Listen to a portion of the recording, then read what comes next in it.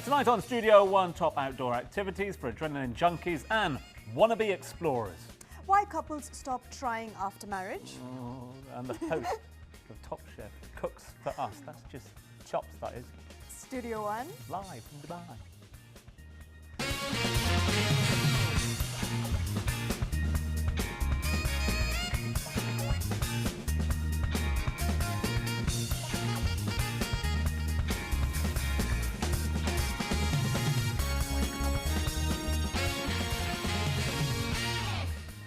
Hello, good evening, and welcome to another edition of Studio One. And we start this evening's edition with a happy birthday. Happy birthday to you, happy birthday to you, happy birthday, dear YouTube. Happy birthday to you. 8 years old today. Yeah? 8 years. Happy birthday, YouTube. What did we do before YouTube?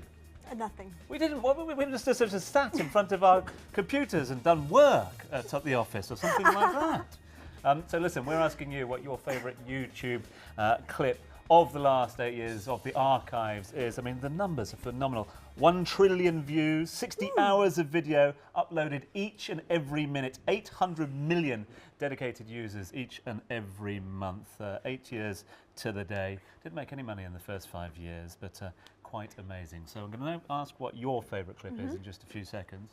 Want to know the viewers. Mine, though, got to go with a classic, haven't you? Charlie?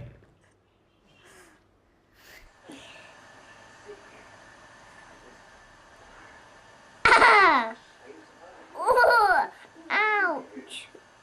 Ouch! Ouch, Charlie! Ow! Charlie, that really hurt.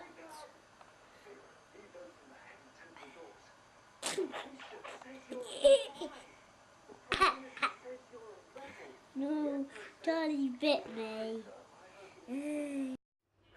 It never fails to put a smile on people's face. And listen, for anyone that's concerned about the welfare of either of the two youngsters, don't be, okay?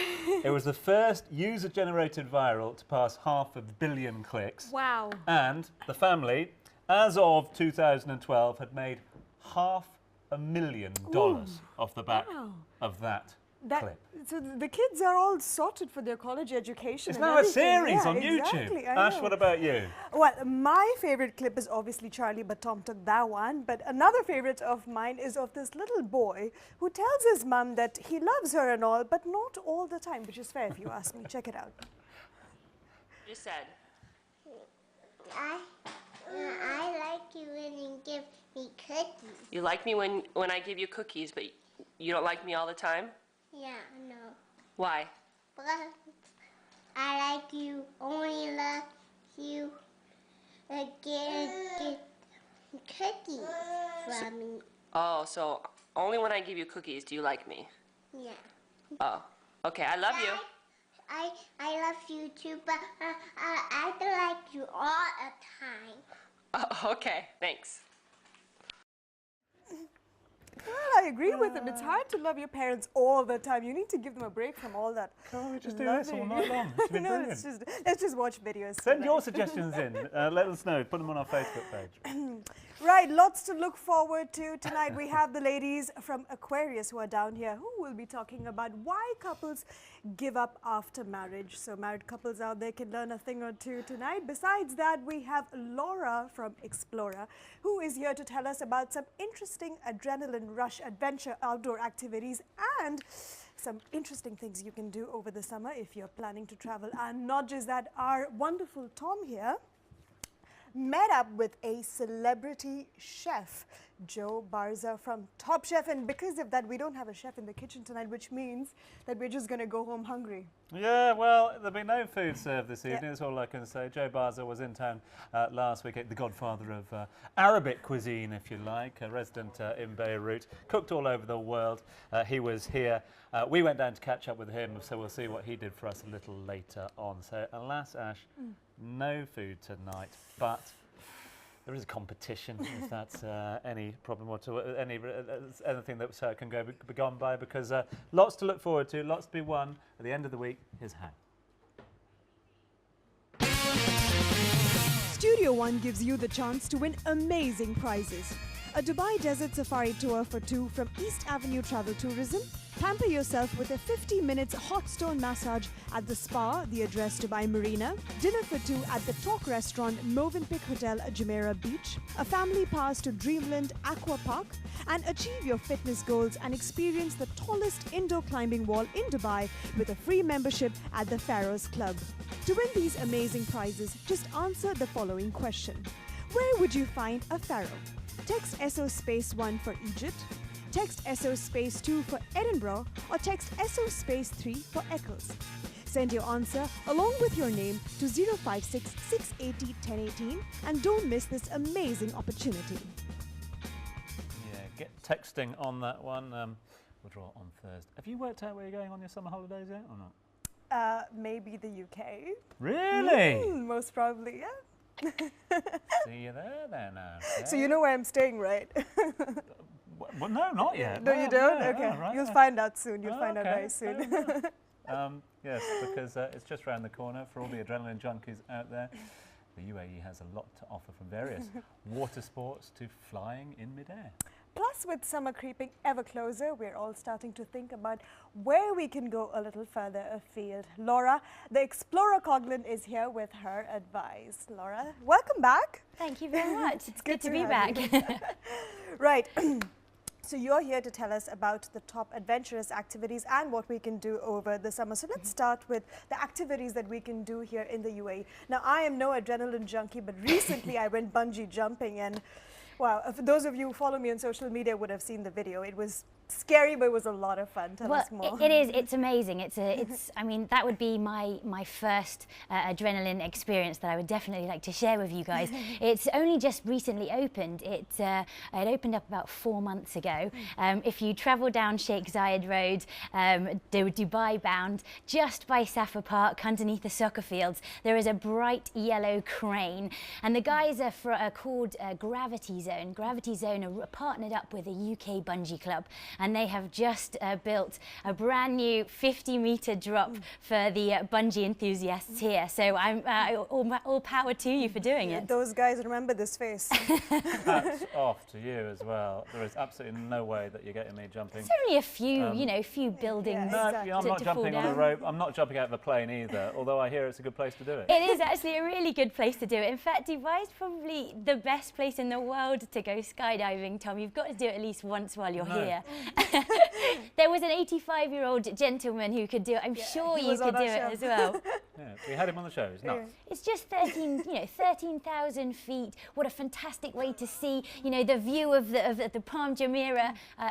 It's got to be one of those things that's on your bucket list for sure. Well, you'll have to work a lot harder than that to convince us, Laura. But moving on. See, this shows how much I know about water sports. What is whitewater rafting? Whitewater rafting surprisingly can be done here. Now, whitewater rafting is sitting in an inflatable raft and going down some whitewater rapids.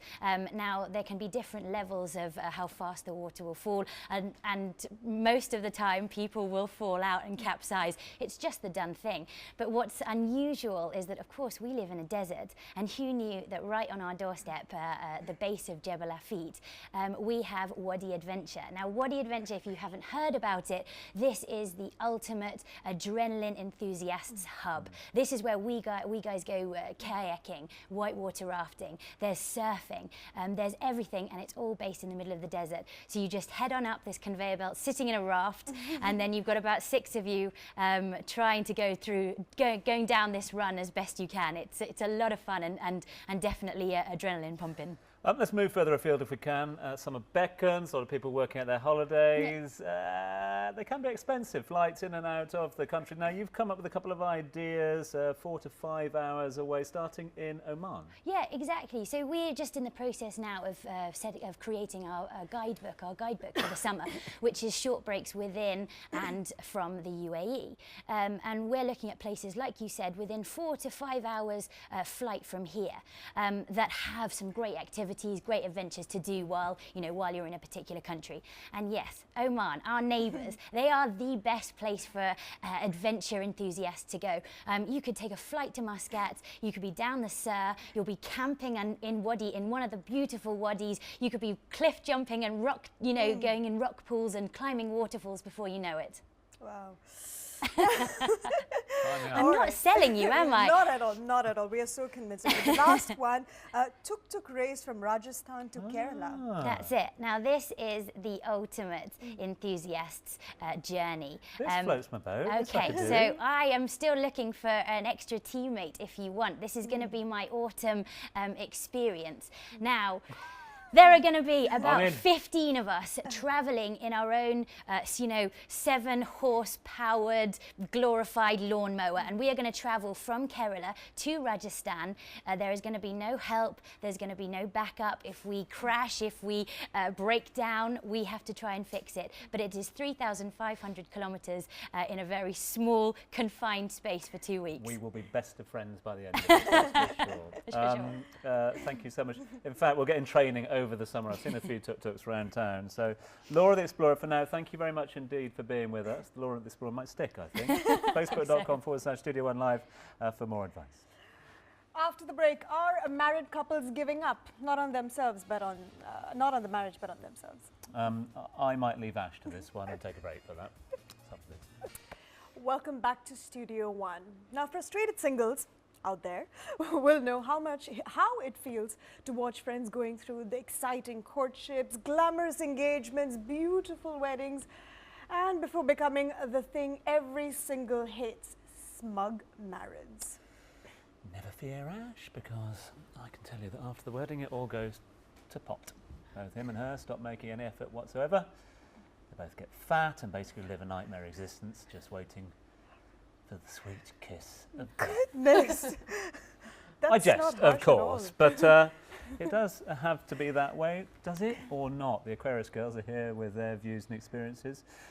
Smug newlywed Catherine Langley over there, and bitter divorcee Louisa Wilkins as well. Girls, Sorry, ladies. I can't wait for this one. I'm just going to keep quiet, I think, over the whole thing. But it does strike me, and I've seen it time and time again, theoretically speaking, of course, that you spend months and months and months creating an Adonis-like body for your wedding, for those wedding photos, and by the time you come back for your honeymoon, you're like a whale. What is it? I think it's inevitable. I mean, like you said, people put so much effort into the wedding, don't they? I know girls go mad. I don't know if guys do, but girls actually go for about a year beforehand.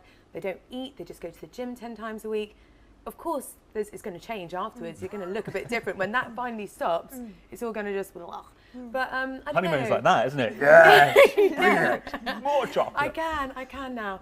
I think it's just a freedom, and I think also it's a little bit of a nesting period. You know, you're like, oh, we're married, and let's just cozy up together and sit home and sit on the sofa and just get takeout because we're married and it's cute. So I think that sort of lets people down as well. You just get out more. But don't you think getting married and then just letting yourself go is a bit unfair? Yeah, absolutely. So I'm going to be the really annoying, smug newlywed and say, you know, when you get married, I think, you know, you owe it to yourself, your partner, to sort of maintain some level of, you know, physical appeal. And okay, so I've only been married for like 5 months, but you know, that might give it time. Give it time. You'll learn that. But, you know, it's the whole thing that, you know, the marketing and sales thing doesn't add up. If you've sort of put yourself out there and said, oh, you know, I'll keep myself in shape, and then suddenly get married and turn into a bit of a blob, then it's not really fair on your partner. And I mean this for men and women, because I know plenty of men that let themselves go after marriage as well. Yeah. Is there a difference that we need to draw here in the line between being comfortable and happy in your relationship and being just that little bit lazy? It's all right, I got married now. Yeah, because there's a massive difference between being comfortable and being lazy. I mean, when I was dating my fiance before he became my husband, you know, he never saw me out of heels, and I always went and had my hair done. And you know, not that I don't make an effort now, but I'm comfortable enough in our relationship to know that he's not going to walk out on me if I don't get my eyebrows threaded every, you know, week and a half. So, you know, there's comfortable, but then there's being lazy. You know, so lazy would be, you know, sort of not bothering to keep in shape. Every 2 weeks for the basically, yeah. It's sort of like keeping the spark alive and keeping the mystery. There's a life coach we spoke to about something else, and one of her tips for marriage, or for a happy marriage, was don't let your husband ever see you putting your makeup on, wasn't it? Why is that? Because it's the mystique. You need to keep that mystique. Yeah. You see, you know, it's about keeping date night going, and complimenting each other and, you know, trying to keep that romance and that spark alive. I mean, it's easier said than done though, because, you know, once you get married and then you just get a bit like, One tip, me and my husband have separate bathrooms. So yeah, that's, yeah, I think really Was there the flip side to that? Don't ever let you see your wife without your makeup on, or not? So you just wake up in the morning all dolled up. It's going to take off. Right, and what about some women out there who would be of the opinion that, well, he should love me for who I am and my physical appearance shouldn't matter at all? I don't believe in that. I think that, agree with that. yeah, I think it's almost like the prenups where you sort of have to agree on what you're going to be like when you get married, because, you know, you can't just get fatter and fatter and put less and less effort in. Eventually, the novelty and the fun will, you know, you'll wake up one day and you'll look next to you and it will just be a completely different person. So, I don't know. I mean, can you say to someone before you get married, you need to look this way for the next 10 years? Or No, like, I don't but know. I think that it doesn't show much respect for your partner if you let yourself go, because you're not really caring about what they feel. And it's not all about physical, you know, being the way you look. Of course, it's things like having fun in your relationship, being spontaneous, being kind to each other. All those things, you know, are tied up with letting yourself go. I mean, if you become a really snappy fishwife, then, you know, your husband's probably not going to want to be with you either. But But if you're a slim, snappy fishwife, It's fine then. what I'm saying, no, well, you get what I'm saying. It's the having respect for enough for them to maintain some sort of, you know, there's a level. I mean, can you say to, I don't know, what do you guys think? Can you say to a partner, like, would anyone ever say to a partner? It's written in my contract. Well, more than anything else, I think there's a real assumption out there that it's the women who let themselves go after marriage. But I know enough and more men who are guilty of that too. I know men that do that too, Yeah, and I think that's really unfair as well. But women get a really bad rap because it's like, oh, you know, you Google letting yourself go after marriage, and every single website and forum and blog is women, and it's men coming up saying, my wife's let herself go. But you know, there are plenty of guys out there. It's just that women, I think personally, sorry Tom, but I think we're a lot more forgiving about things like that. Yeah. So we tend to say, oh well, he's gained a bit of weight, but you know, we still love him. And we always like to be better looking than them. Exactly. And that's also a rule. You should always be better looking. By the way, it's not fat, right? It's just cuddly, okay? All right, you know? See, we like that, but men don't like that. But I think, you know, you can blame it a little bit on men as well, the fact that women do start not looking as great. Because you move in with a guy or with your husband, and then you start eating with them, and then they start pulling out the ice cream, and you start eating men's food. So like it's their before fault. Yeah, so before you had tuna salad for dinner, and now all of a sudden you're married and you're having steak and chips for dinner every night. So, you know, blame it a little bit on the men. And the kids as well, I think a little bit on the kids. Yeah. Not just the 9 months of carrying the child before childbirth, the but exhaustion. the chicken nuggets afterwards yeah, as well. I know, yeah. And leftovers. How can you just cannot refuse them. Well, can you? this is definitely biscuit. a hot topic that we can discuss all night long, but unfortunately we are running short of time. Ladies, thank you so much for coming on the show. So as they mentioned, spend more time with each other, go on dates with each other, of course, and do spend a lot of quality time outside home as well. And for more information, do log on to our Facebook fan page, facebook.com/Studio One Live. Thanks, girls. Or just whack it in the prenup as well. After a short break, I meet up with none other than Chef Joe Barza. Right after this. Welcome back to Studio One. Now it's time to focus on a chef who's worked in kitchens across the globe but has always remained true to his Lebanese heritage. Joe Barza is the modern godfather of Arabic cuisine. There's no point, Ash, after that last That chat. is about Might as 6 well get months stuck old, you in. know that, right? No, It's no, longer good. than the season. After that last chat, there's no point, is there? Yep.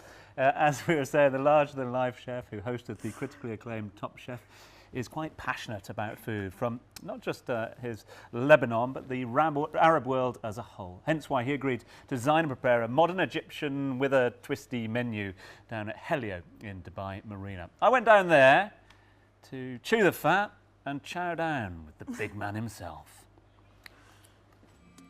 I'm always interested in the Arabic cuisine, you know, and the Middle Eastern cuisine. And I know a lot of Lebanese, Gulf cuisine, the Egyptian a little bit. When I met the owner and we brainstormed, I was curious to know more. Then I started my research. It's Egyptian cuisine, but trendy, you know, like the fatir. We have done it very similar to the sushi, so it's easy to be eaten, not too much fat inside it, and the fillings are different We have sweet fillings. We have salty fillings. Some with chocolate and halawa. I tried very hard, but I stayed in the basic, you know, with a twist. You've said in the past you've always had a very close relationship with food, but it wasn't until a little later on in life that you had that moment of clarity and decided, this is what I want to do with my life. Just give us a little background into that. Exactly. It's very strange because I never thought that I'm gonna become a chef. Never in my life. And I have started 24 years. And I was doing French cuisine, Chinese cuisine. I don't know what happened. And then I said in a moment, I cannot do the Italian cuisine better than Italian chef. And I cannot do the foie gras better than the French guy from Sud-West, or, you know. We have treasure. We have treasure in Lebanon. So I want to start to work on it. I have the know-how. I have a big heart. I have passion for the food. So I want to start to bang on it. And I start to work on this. Until now, I have succeeded. Because I use that sort of phrase 50% in jest, but equally, I mean, you do have that sort of godfather role over Lebanese cuisine at the moment, where you're an ambassador for it, but you also overlook the standards at which you want to see Lebanese food and Lebanese chefs recognized the world over. Do you see it as a sort of responsibility? My food is my nationality. Yeah. It's my culture. So that's why it's a big responsibility. To satisfy the people, you see. My mother is not a chef, but she always does my satisfaction, my brother's satisfaction, you see. Also, we have big part of it that comes from the heart. And this is it, what we are working on. It's not only you know, when I accepted to do Top Chef of the Middle East, because I wanted to give a message. The message is to the chefs in the Gulf, to the chef in Saudi Arabia, and now it's like a snowball. We are doing this all over the Middle East. We want to gain the respect of everybody.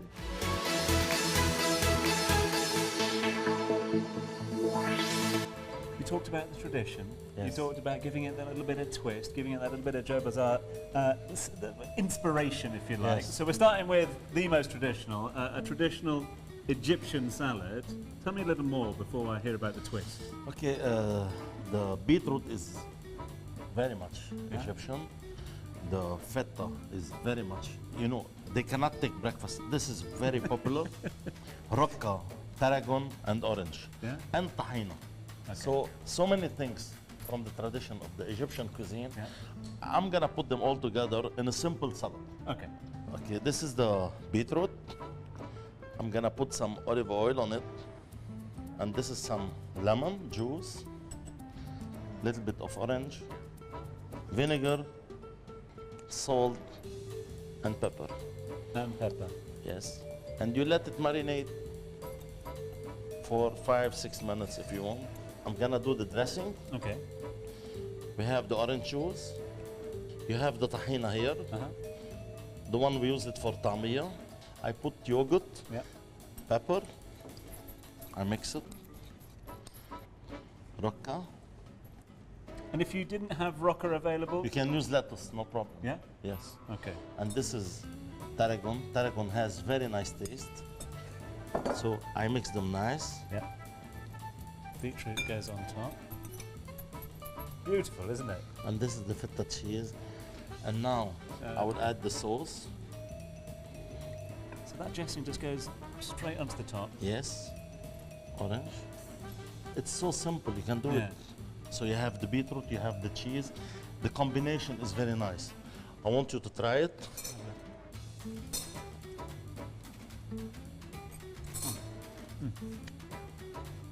Fresh. Tarragon, rocca, beetroot, vinegar, you know. Crunchy. Combination. Different ingredients in there as well. Wonderful flavour as well. And just an amazing dish that you could eat any time of the day, really, couldn't you? And this is one of the salad in Helio. And this is, you know, as simple as you can see. That is absolutely divine. Joe, do you want any or not? Are you okay? Thanks, thank you very much. I eat all day. Joe Barza there down at Helio, brand new restaurant down in the Dubai Marina. Good salad?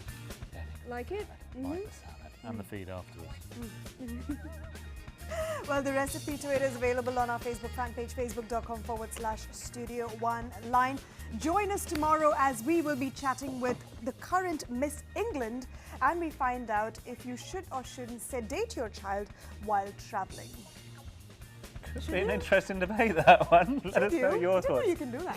Facebook.com/Studio One Live. As always, thanks for joining us. See you tomorrow. Until then, good night. Good night.